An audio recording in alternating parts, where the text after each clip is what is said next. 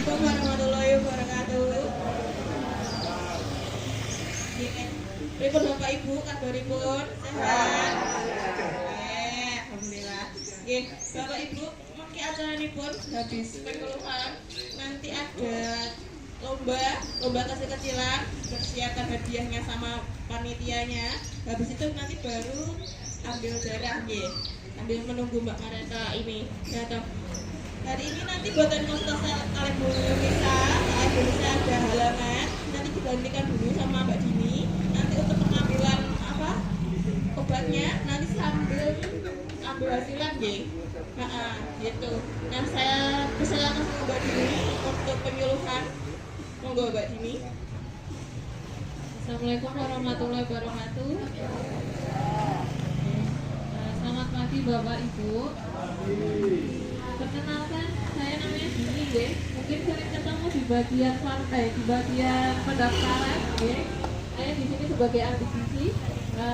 Untuk hari ini, hari Sabtu ini, obrolan yang kali ini saya menggantikan Dokter Lisa nggih karena beliau berhalangan hadir. Nah, untuk tema hari ini tidak jauh-jauh dari temanya Dokter Lisa yaitu tentang hipertensi. Makanan yang sebaiknya dikonsumsi dan dihindari bagi penderita hipertensi. Karena saya bagian ahli gizi, maka saya membahasnya tentang makanan yang sebaiknya dikonsumsi dan dihindari. Okay? Nah, mungkin sudah pada tahu nih Bapak Ibu tentang hipertensi itu apa. Hipertensi itu tekanan darah naik di atas normal atau di atas 140 ya. Ditandai dengan sakit kepala, pusing, penglihatan kabur, dan disertai sesak. Biasanya kalau tensinya sudah mencapai 200, biasanya langsung deg-degan, sesek, terus berintinya itu ada peran itu. Nah, jika keluhan memberat atau parah, konsultan dengan tenaga kesehatan. Jadi jangan mendiagnosa sendiri ya. Kemudian faktor resiko penyebab hipertensi. Yang pertama ada faktor stres. Nah, kenapa yang pertama faktor stres? Karena faktor stres ini pengelolaan stres yang berlebihan dan tidak bisa dikontrol menjadi risiko utama. Biasanya kalau sudah stres, mau apa-apa jadi nggak nyaman, mau sare juga nggak bisa. Yang kedua ada konsumsi makan. Konsumsi makan ini pola konsumsi makan yang tidak teratur serta tidak seimbang dapat menyebabkan faktor hipertensi. Karena kalau di gizi itu ada pilar gizi seimbang, contohnya ada karbohidrat atau kalori, ada protein hewani, protein nabati, ada sayur, ada mineral, dan ada serat. Jadi harus seimbang. Jadi jangan nasi sama lauk tanpa tidak diimbangi dengan sayur. Terus nanti semisal sudah per 2 jam monggo makan 2 nasi untuk mineral. Harus seperti yang setelah makan. Kemudian yang ketiga aktivitas fisik. Tidak melakukan aktivitas fisik secara berpola atau rutin akan meningkatkan berat badan berlebihan yang berisiko mengakibatkan hipertensi. Nah, salah satu resiko hipertensi itu juga ada obesitas atau berat badan berlebihan. Semisal berat badan. Assalamualaikum warahmatullahi wabarakatuh. Pripun Bapak Ibu, kabaripun sehat? Alhamdulillah. Nggih, Bapak Ibu, mengki acaranipun habis pengeluhan, nanti ada lomba kecil-kecilan, persiapan hadiahnya sama panitianya. Habis itu nanti baru ambil darah nggih. Sambil menunggu Mbak Mareta ini. Ya toh. Hari ini nanti buatan Mustasel kalian Indonesia ada halangan. Nanti digantikan dulu sama Mbak Dini. Nanti untuk pengambilan obatnya nanti sambil ambil hasilan nggih. Gitu. Nah, saya persilakan sama Mbak Dini untuk penyuluhan. Monggo Mbak Dini. Assalamualaikum warahmatullahi wabarakatuh. Selamat pagi Bapak Ibu. Perkenalkan, saya namanya Dini nggih. Mungkin sering ketemu di bagian di bagian pendaftaran nggih. Saya di sini sebagai ahli gizi. Untuk hari ini, hari Sabtu ini, obrolan yang kali ini saya menggantikan Dokter Lisa karena beliau berhalangan hadir. Nah, untuk tema hari ini tidak jauh-jauh dari temanya Dokter Lisa yaitu tentang hipertensi. Makanan yang sebaiknya dikonsumsi dan dihindari bagi penderita hipertensi. Karena saya bagian ahli gizi, maka saya membahasnya tentang makanan yang sebaiknya dikonsumsi dan dihindari. Nah, mungkin sudah pada tahu nih Bapak Ibu tentang hipertensi itu apa. Hipertensi itu tekanan darah naik di atas normal atau di atas 140 ya. Ditandai dengan sakit kepala, pusing, penglihatan kabur, dan disertai sesak. Biasanya kalau tensinya sudah mencapai 200, biasanya ramai deg-degan, sesek, terus meriang itu kados mengkrang ngoten niku. Nah, jika keluhan memberat atau parah, konsultan dengan tenaga kesehatan. Jadi jangan mendiagnosa sendiri ya. Kemudian faktor resiko penyebab hipertensi. Yang pertama ada faktor stres. Nah, kenapa yang pertama faktor stres? Karena faktor stres ini pengelolaan stres yang berlebihan dan tidak bisa dikontrol menjadi risiko utama. Biasanya kalau sudah stres, mau apa-apa jadi nggak nyaman, mau sare juga nggak bisa. Yang kedua ada konsumsi makan. Konsumsi makan ini pola konsumsi makan yang tidak teratur serta tidak seimbang dapat menyebabkan faktor hipertensi. Karena kalau di gizi itu ada pilar gizi seimbang, contohnya ada karbohidrat atau kalori, ada protein hewani, protein nabati, ada sayur, ada mineral, dan ada serat. Jadinya harus seimbang. Jadinya jangan nasi sama lauk tanpa tidak diimbangi dengan sayur. Terus nanti semisal sudah per 2 jam monggo makan buah, nanti itu mineral. Harus seperti membeli yang setelah makan. Kemudian yang ketiga aktivitas fisik. Tidak melakukan aktivitas fisik secara berpola atau rutin akan meningkatkan berat badan berlebihan yang berisiko mengakibatkan hipertensi. Nah, salah satu resiko hipertensi itu juga ada obesitas atau berat badan berlebihan. Semisal berat badan karena di angka tinggi badan 150 itu dia berat badan idealnya itu di 50 sampai 55 meter. Kemudian yang keempat ada faktor usia. Faktor usia juga mempengaruhi tekanan darah menjadi tinggi disebabkan oleh kurangnya istirahat dan penyakit penyerta lainnya. Contohnya semisal ngapunten ada yang sudah ada gangguan ginjal, kemudian asam urat. Nah, biasanya tensi ini ikut tinggi ketika kadar ginjal ataupun kadar gula ataupun kadar asam uratnya naik, biasanya tekanan darah ini ikut naik juga. Kemudian selanjutnya cara pencegahan hipertensi. Nah, kalau di gizi itu cara pencegahannya ada pola makan das diet. Das diet itu apa? Mengurangi konsumsi garam hingga kurang dari 1 sendok per hari. Dadosnya kalau di gizi itu bolehnya konsumsi garam itu hanya 1 sendok teh di ujungnya saja.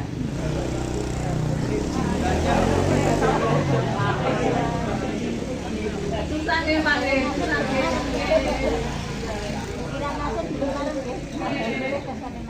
Hanya 4 gram itu sangat sedikit, makanya hanya di ujung sendok teh saja. Kemudian iya betul, sehari harusnya makme anyep-anyep. Kemudian perbanyak konsumsi kalium dan magnesium, sayuran hijau, tomat serta dadosnya kalau pas tensinya mau terkontrol, jangan lupa makan makanan sayuran hijau, pisang, itu tidak apa-apa, monggo. Yang penting kalau untuk pisang ini tidak ada gangguan fungsi ginjal, dadosnya urium kreatininnya itu tidak sedang naik, pisang ini boleh dikonsumsi. Tapi jika ada gangguan fungsi ginjal, pisang tidak boleh dikonsumsi ya Bapak Ibu. Mau pisang jenis apapun untuk namun untuk penyakit ginjal itu dilarang. Karena di angka tinggi badan 150 itu dia berat badan idealnya itu di 50 sampai 55 kg. Kemudian yang keempat ada faktor usia. Faktor usia juga mempengaruhi tekanan darah menjadi tinggi disebabkan oleh kurangnya istirahat dan penyakit penyerta lainnya. Contohnya semisal ngapunten ada yang sudah ada gangguan ginjal, kemudian asam urat. Nah, biasanya tensi ini ikut tinggi ketika kadar ginjal ataupun kadar gula ataupun kadar asam uratnya naik, biasanya tekanan darah ini ikut naik juga. Kemudian selanjutnya cara pencegahan hipertensi. Nah, kalau di gizi itu cara pencegahannya ada pola makan das diet. Das diet itu apa? Mengurangi konsumsi garam hingga kurang dari 1 sendok per hari. Dadose kalau di gizi itu bolehnya konsumsi garam itu hanya 1 sendok teh di ujungnya saja.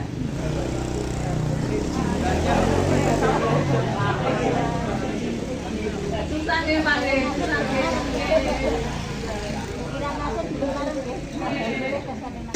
Hanya 4 gram itu sangat sedikit, makanya hanya di ujung sendok teh saja.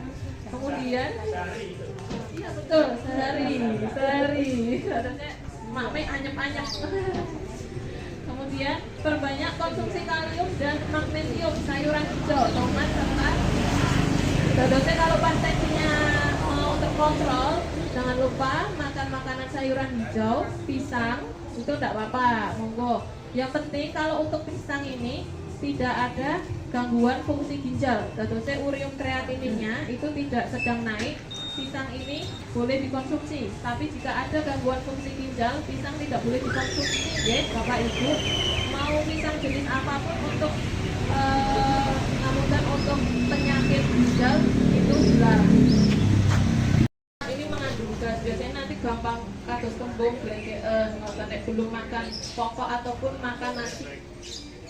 Kemudian pilih lemak sehat, batasi gorengan dan jeroan lemak jenuh.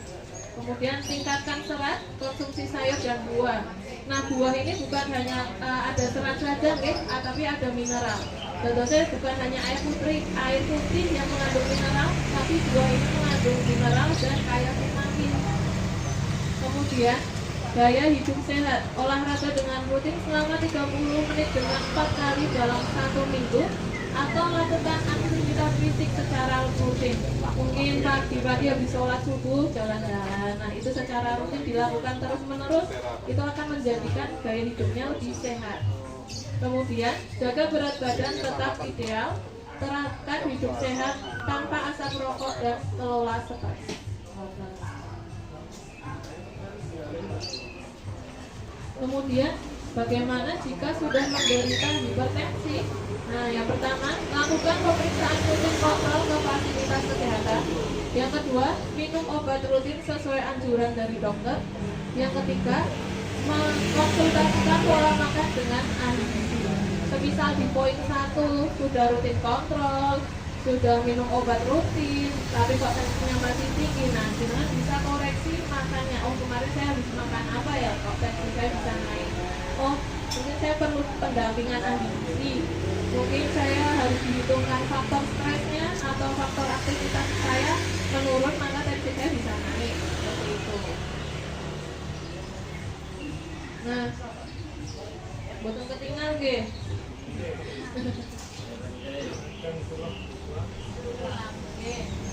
Nah, ini makanan yang dibatasi dan dihindari.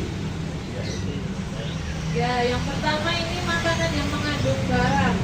Apapun itu yang mengandung garam berlebihan, di sini saya punya opsi berlebihan. Kalau dia masih batas cukup, nggak apa-apa. Tapi kalau sudah berlebihan, mungkin kita melakukan foto, kan kadang ada penambahan garam sendiri ya di meja. Nah itu, kalau jika berlebihan, nah itu bisa menjadikan faktor hipertensi atau tensi naik. Yang kedua, ada biskuit, ada cracker, ataupun kue yang dimasak dengan garam berlebihan. Karena biskuit atau cracker itu, kue-kue kering itu memang garamnya lebih banyak kandungannya.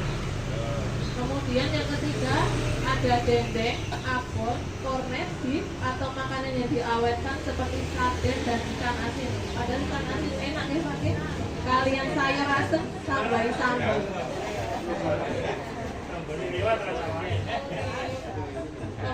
Kemudian yang keempat ada keju, margarin atau mentega. Bapak Ibu di sini kan ada makanan yang dibatasi dan dihindari. Ini bukannya dilarang, tapi dikurangi porsinya. Semisal yang awalnya suka gongso-gongsonya pakai mentega atau margarin, nah mungkin gongsonya bisa sehari 1 kali atau sehari 2 kali. Kuranginya pelan-pelan mau. Ya enggak apa-apa, malah bagus. Kemudian yang kelima, makanan yang mengandung kolesterol atau lemak tinggi seperti jeroan atau penggunaan minyak yang sudah digunakan lebih dari 3 kali. Kemudian yang keenam, yang terakhir, makanan yang mengandung gas seperti kol, sawi, lobak. Nah itu makanan yang mengandung gas itu lebih banyak di kol. Padahal kalau misalnya yosop, kalau bisa ini mengandung gas, biasanya nanti gampang kados kembung, belum makan pokok ataupun makan nasi. Kemudian pilih lemak sehat, batasi gorengan dan jeroan lemak jenuh. Kemudian tingkatkan serat, konsumsi sayur dan buah. Nah buah ini bukan hanya ada serat saja, tapi ada mineral. Tentunya bukan hanya air putih yang mengandung mineral, tapi buah ini mengandung mineral dan kaya vitamin. Kemudian gaya hidup sehat, olahraga dengan rutin selama 30 menit dengan 4 kali dalam 1 minggu, atau lakukan aktivitas fisik secara rutin. Mungkin pagi-pagi habis sholat subuh jalan-jalan. Nah itu secara rutin dilakukan terus-menerus, itu akan menjadikan gaya hidupnya lebih sehat. Kemudian jaga berat badan tetap ideal, terapkan hidup sehat tanpa asap rokok dan kelola stres.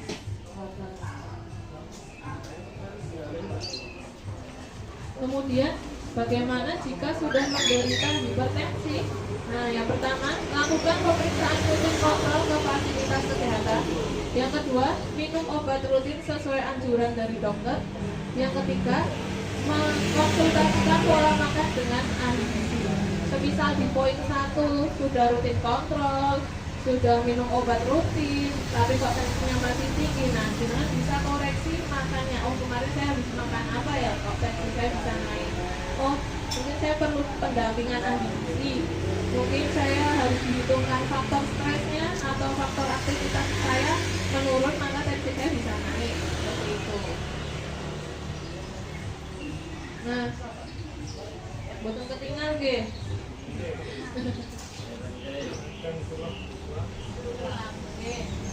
Nah ini makanan yang dibatasi dan dihindari. Ya, yang pertama ini makanan yang mengandung garam. Apapun itu yang mengandung garam berlebihan, guys. Di sini saya punya opsi berlebihan. Kalau dia masih batas cukup, nggak apa-apa. Tapi kalau sudah berlebihan, mungkin kita melakukan foto. Kan kadang ada penambahan garam sendiri ya di meja. Nah itu, kalau jika berlebihan, nah itu bisa menjadikan faktor hipertensi atau tensi naik. Yang kedua, ada biskuit, ada crackers, ataupun kue yang dimasak dengan garam berlebihan. Karena biskuit atau crackers itu, kue-kue kering itu memang garamnya lebih banyak kandungannya. Kemudian yang ketiga, ada dendeng, abon, kornet, beef, atau makanan yang diawetkan seperti sarden dan ikan asin. Padahal ikan asin enak ya pakai. Kalian sayur asem tambahi sambal.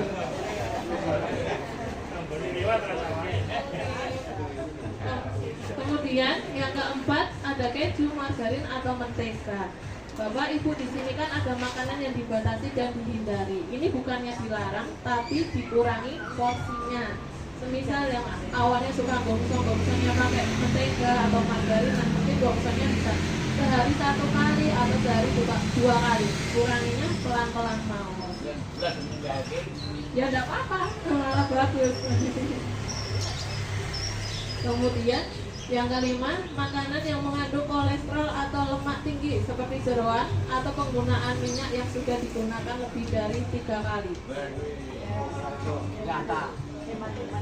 Kemudian yang keenam, yang terakhir, makanan yang mengandung gas seperti kol, sawi, lobak. Nah itu makanan yang mengandung gas itu lebih banyak di kol. Padahal kalau misalnya your sop, kalau bisa, kalau misal kita makannya telat, habis itu makan sop itu digongsong ya. Nah, gongsong itu juga menyebabkan gas, tapi tidak terlalu banyak. Namun yang kolnya banyak itu, kolnya banyak apa? Gasnya banyak itu sayur kol. Oke, saya lebih baik sayur kol dihindari. Biasanya kalau telat makan, habis itu ada makanan yang mengandung kol atau kol di sini, asam lambung gampang banget naik, Pak. Bagaimana cara mengatur diet hipertensi? Yang pertama, mengkonsumsi makanan gizi seimbang yang lengkap. Yang kedua, pembatasan konsumsi daging hingga 3 kali dalam seminggu. Daging cukup dimakan 3 kali dalam 1 minggu. Yang ketiga, pembatasan konsumsi lemak jenuh seperti kulit, gaji sapi, pembatasan penggunaan margarin dan mentega. Yang keempat, ganti nasi putih dengan nasi merah. Yang kelima, roti tawar digantikan dengan roti gandum tinggi serat, susu skim sebagai pengganti susu. Susu skim itu tinggi protein, makanya disarankan untuk menjadi penggantinya susu. Kemudian yang keenam, sayuran dan buah-buahan dikonsumsi 4-5 sajian per hari 1 mangkok. Oke. Monggo mau buah-buahnya dicampur atau gula pisang itu tidak apa-apa, yang penting 1 mangkok. Kemudian yang ketujuh, batasi penggunaan bumbu berlebih seperti gula. Oke, 1 mangkok.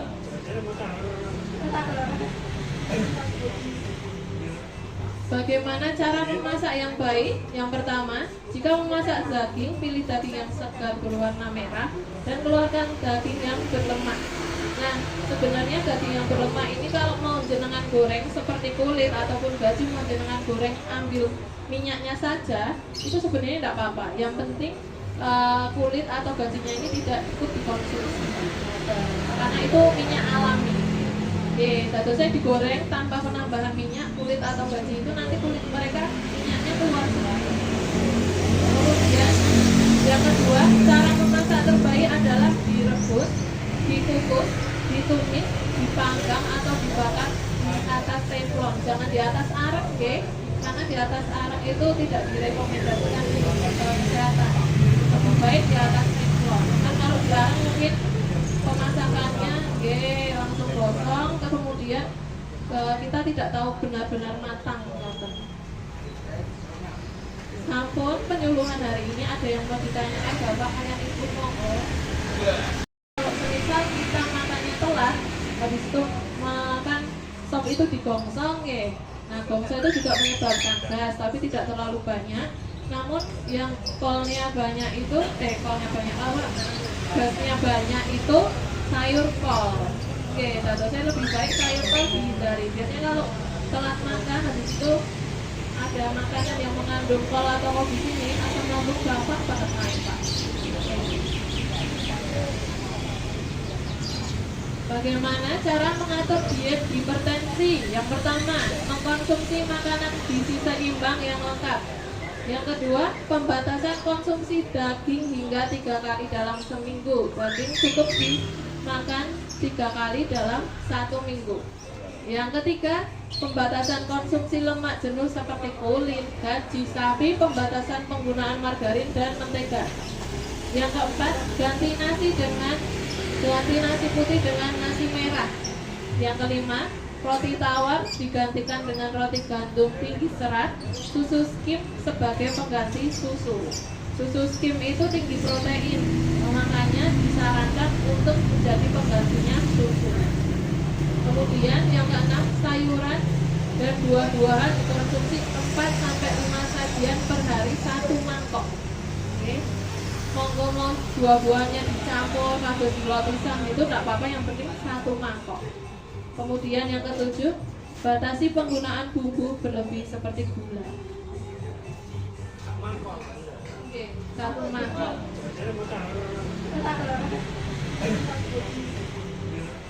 Bagaimana cara memasak yang baik? Yang pertama, jika memasak daging, pilih daging yang segar berwarna merah dan keluarkan daging yang berlemak. Nah, sebenarnya daging yang berlemak ini kalau mau jenengan goreng seperti kulit ataupun gaji mau jenengan goreng ambil minyaknya saja, itu sebenarnya tidak apa-apa. Yang penting kulit atau gajinya ini tidak ikut dikonsumsi, karena itu minyak alami. Oke, saya digoreng tanpa penambahan minyak kulit atau gaji itu nanti kulit mereka minyaknya keluar semua. Kemudian yang kedua, cara memasak terbaik adalah direbus, dikukus, ditumis, dipanggang atau dibakar di atas teflon. Jangan di atas arang, oke? Karena di atas arang itu tidak direkomendasikan untuk kesehatan. Lebih baik di atas teflon. Kan kalau di arang mungkin pemasakannya langsung gosong, kemudian kita tidak tahu benar-benar matang. Sampun penyuluhan hari ini ada yang mau ditanyakan Bapak ayah Ibu monggo. Assalamualaikum warahmatullahi wabarakatuh. Konsumsi buah. Untuk mengkonsumsi buah itu sebaiknya sebelum makan atau sesudah makan. Itu aja.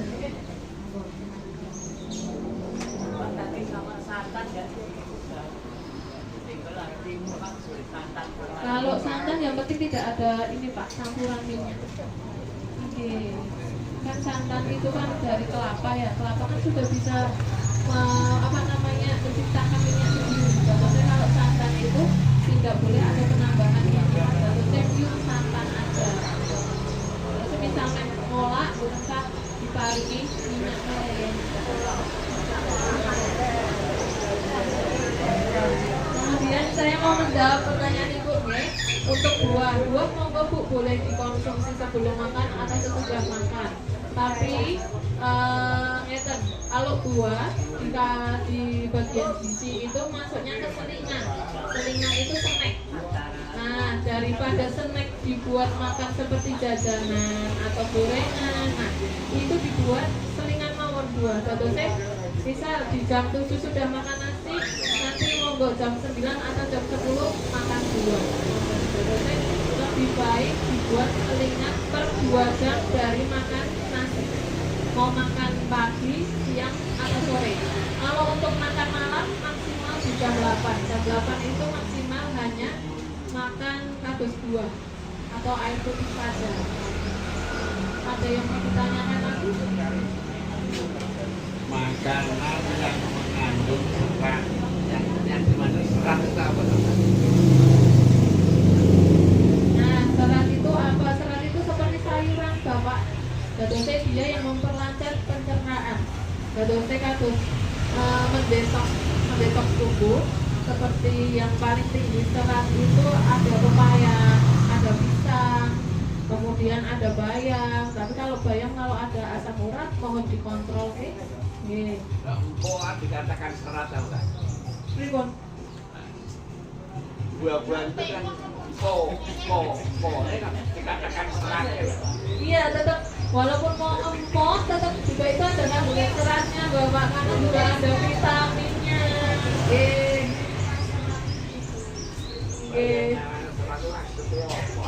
Serat itu kandungannya vitaminnya lebih banyak, mineralnya lebih banyak. Biasanya kalau semisal untuk pencernaan dia lebih mudah dicerna Pak.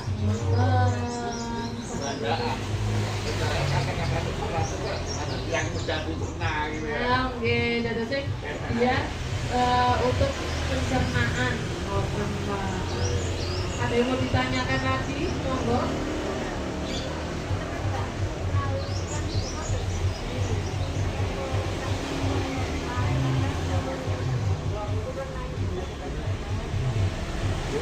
Kalau misal tensinya awalnya tinggi, kemudian tensi kadang naik, kadang turun, kadang normal. Nah, itu semisal tidak ada keluhan, misal Ibu jenengan pas turun itu tidak ada keluhan ataupun masih bisa beraktivitas normal, itu tidak apa-apa. Kecuali jenengan tensinya tinggi tidak merasakan apa-apa, nah itu perlu konsultasikan dengan dokter, ya. Karena kalau hipertensi itu resiko penyakitnya banyak. Ada ginjal, kemudian ada stroke, ada serangan jantung. Biasanya diabetes pun juga menyerangnya ke hipertensi. Nah, makanya itu perlu dikonsultasikan dengan dokter. Biasanya kalau misal tensinya tinggi, aku ngerasa apa-apa Pak, misal 210 per 108, nggak ngerasain apa-apa. Nah itu yang menjadi harus, kok orang ngerasa apa-apa ya, atau harus kayak pertanda ngoten lho Bu, harus ditandai berarti ada apa-apa gitu yang tidak saya rasakan. Nanti itu perlu dikonsultasikan. Tapi kalau naik turun itu masih wajar Bu, karena jangan bisa pas periksa tensi dulu, tensi tinggi, kemudian habis periksa Mbak saya mau tensi lagi, tiba-tiba normal. Nah ngoten niku lho, karena tensi itu tiap menit atau tiap detik pun berubah. Kita nyenggol gini aja nanti tiba-tiba tensi langsung error. Nah seperti itu. Oke, terus kita deg-degan aja tensi bisa naik.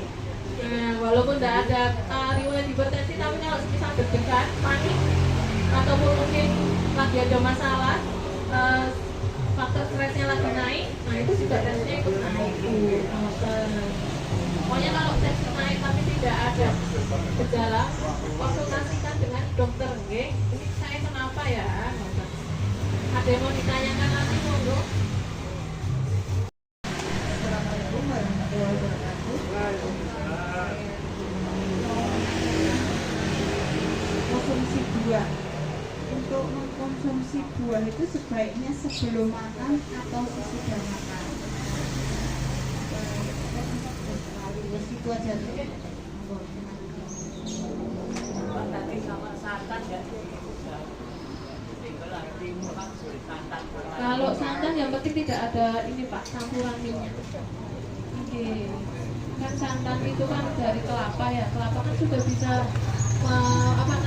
menciptakan minyak sendiri. Contohnya kalau santan itu tidak boleh ada penambahan minyak. Contohnya pure santan aja. Terus misalnya ngolah usah diparingi minyak lain. Kemudian saya mau menjawab pertanyaan Ibu nih. Untuk buah monggo Bu boleh dikonsumsi sebelum makan atau sesudah makan. Tapi ngeten, kalau buah jika di bagian gizi itu masuknya ke selingan. Selingan itu snack. Nah, daripada snack dibuat makan seperti jajanan atau gorengan, nah itu dibuat selingan mawon buah. Contohnya bisa di jam 7 sudah makan nasi, nanti monggo jam 9 atau jam 10 makan buah. Contohnya lebih baik dibuat selingan per 2 jam dari makan nasi. Mau makan pagi, siang, atau sore. Kalau untuk makan malam maksimal di jam 8. Jam 8 itu maksimal hanya makan kardus buah atau air putih saja. Ada yang mau ditanyakan lagi? Makanan yang mengandung serat, yang dimana serat itu apa? Nah, serat itu apa? Serat itu seperti sayuran, Bapak. Gadose dia yang memperlancar pencernaan. Gadose kados mendetoks tubuh. Seperti yang paling tinggi serat itu ada pepaya, ada pisang, kemudian ada bayam. Tapi kalau bayam kalau ada asam urat mohon dikontrol nih. Empok dikatakan serat atau enggak? Pripun? Buah-buahan itu kan dikatakan serat ya. Iya, tetap walaupun mau empuk tetap juga itu ada kandungan seratnya Bapak, karena juga ada vitaminnya.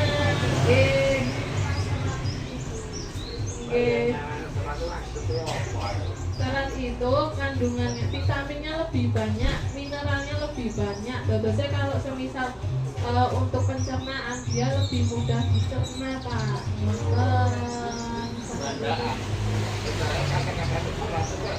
Yang mudah dicerna gitu ya. Nah, oke, jadi dia untuk pencernaan. Ada yang mau ditanyakan lagi? Monggo.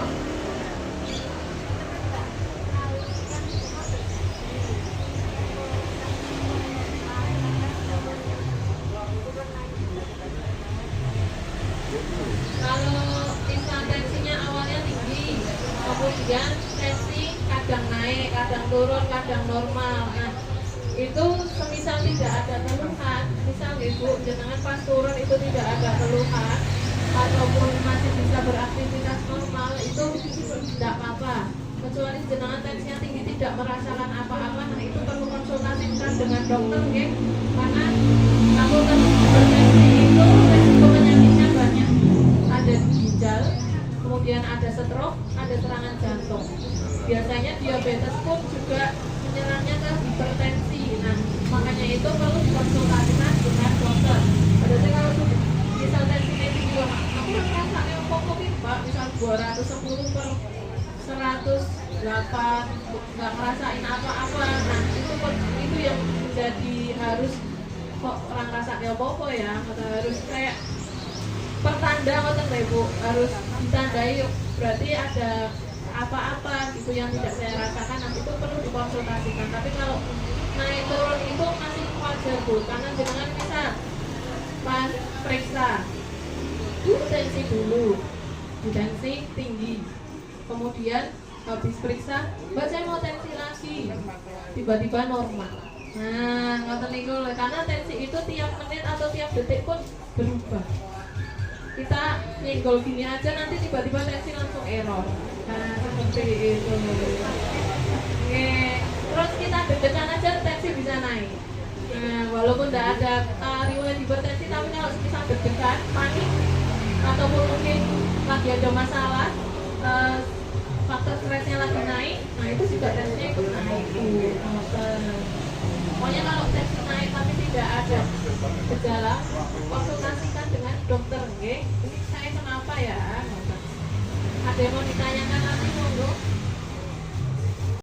Tanya Mbak, masalah tensi itu serangan yang berbeda itu 120 tapi dalam masyarakat itu katanya orang yang makin tua itu makin tinggi itu misalnya dapat 160 itu nggak apa-apa umuran, misalnya umurnya 75 atau 80 katanya nggak apa-apa, itu sesuai dengan umur.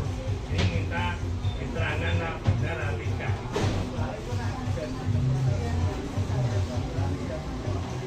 Kalau kemarin saya buka jurnal ya Pak, kalau di sana itu di jurnal itu tidak ada batasan usia, karena di jurnal itu semuanya sama, di angka 140 itu sudah dikatakan hipertensi. Bagusnya semisal jenengan tensi awalnya seringnya ya, sering-seringnya 170, kemudian tensi di 160, dikatakan tinggi. Nah itu kemungkinan bisa dikatakan sudah turun, bukan berarti rendah deh, dikatakan sudah turun dan bukan berarti itu normal. Nah, memang kalau di kemarin jurnal yang saya baca itu semuanya sama, 140 bawahnya per 100. Jadi maksimal bawahnya itu kayak 90. Kalau udah di 96, 97, 98 atau mencapai 99 sampai 100 itu sudah dikatakan tinggi. Atas bawah tinggi. Oke, misal jenengan biasanya tensinya, Mbak aku kan biasanya tensinya 130, ini kok tensi kok dari 140, nah itu dikatakan tinggi Pak. Nah misal jenengan 140, biasanya 140 tiba-tiba 130, itu dikatakan turun, karena sudah di batas normal. Oke, ada yang mau ditanyakan lagi? Wonten, ada yang kurang jelas? Nanti kalau kurang jelas bisa konsultasi dengan saya ya Bapak Ibu. Oke. Oke, sampun karena sudah siang dan masih ada agenda lain habis ini lomba ya Bapak Ibu. Ini saya cukupkan untuk penyuluhan gizi. Semoga nanti lain waktu ada kesempatan lagi. Jika semisal mau konsultasi gizi perorangan juga bisa. Nanti sanjang mohon kalian banyak di pendaftaran. Okay.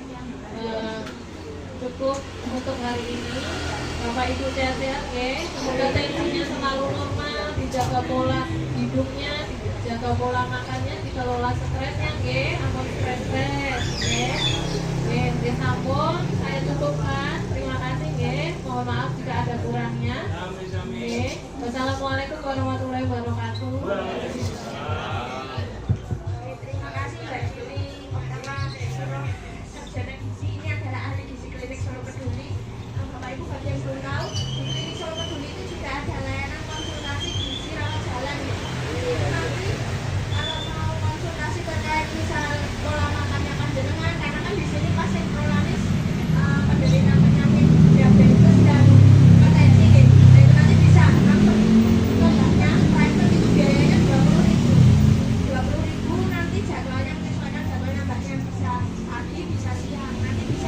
WA hotline dulu. Kalau yang punya nomornya hotline, yang di grup Prolanis itu kan ada nomor hotline. Nah itu bisa tanya di situ juga nggak apa-apa. Di grup ada layanan konsultasi gizi rawat jalan. Itu bisa dari Senin sampai Sabtu seperti itu. Yang mau nanti dibuatkan menu diet, bisa nanti dengan Mbak Jini seperti itu. Jadi tapi kalau untuk konsultasi gizi belum tercover itu. Jadi nanti kalau layanan BPJS itu yang tercover yang ada advice dari dokter. Seperti itu. Kalau tidak ada advice dari dokter berarti tidak tercover. Oke, mohon dimaklumi ya, karena ini kami sudah mematuhi aturan dari BPJS Kesehatan seperti itu. Nah ini habis ini acaranya ada lomba, nanti bisa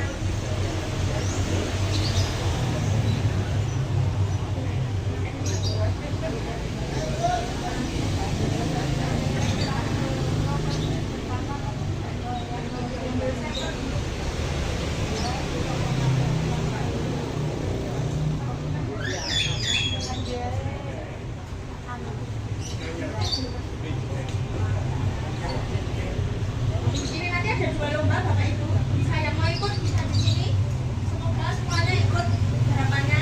Nanti bisa untuk cek labnya habis ini nih, habis lomba.